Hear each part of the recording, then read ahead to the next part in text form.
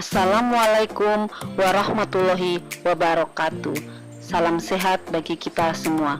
Perkenalkan, nama saya Fitri Sarifah, asal Satminkal BP3 Ambon, CPNS Kementerian Kelautan dan Perikanan Bolongan 2, Angkatan 5, tahun 2022. Di sini saya akan menerangkan tentang judul aktualisasi saya, yaitu optimalisasi penilaian kelas kelompok perikanan di Kecamatan Wayapo, Kabupaten Buru melalui penilaian kelas kelompok berbasis Android. Penumbuhan dan pembinaan kelompok perikanan yang dilaksanakan secara berkesinambungan diarahkan pada upaya peningkatan kemampuan kelompok perikanan dalam melaksanakan fungsinya sebagai kelas belajar, wahana kerjasama, dan unit produksi sehingga mampu mengembangkan usaha agribisnis dan menjadi organisasi perikanan yang kuat dan mandiri.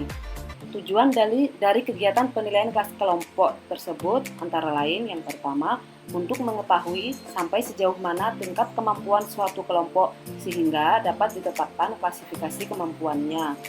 Dalam tahap asesmen mandiri penilaian kelas kelompok, kelompok diarahkan untuk masuk ke dalam Linktree Sidat Luhkan, yang dimana di dalamnya terdapat menu seluruh kegiatan penyuluhan kelautan dan perikanan. Kemudian setelah membuka link tersebut, kelompok harus masuk ke dalam menu yang harus dipilih, yaitu menu asesmen mandiri penilaian kelas kelompok. Nah, setelah diklik menu tersebut, di dalamnya akan terdapat link yang harus diisi.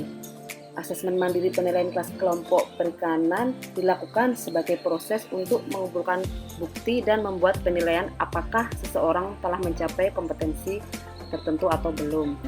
Dan setelah terisi semua kolom, kemudian diklik kirim. Nah, setelah data terkirim, akan masuk ke dalam database penyuluhan untuk dilakukan tahap berikutnya. Kemudian tahap yang berikutnya yaitu pengumpulan data, di mana data diperoleh dari anggota dan pengurus kelembagaan pelaku utama perikanan.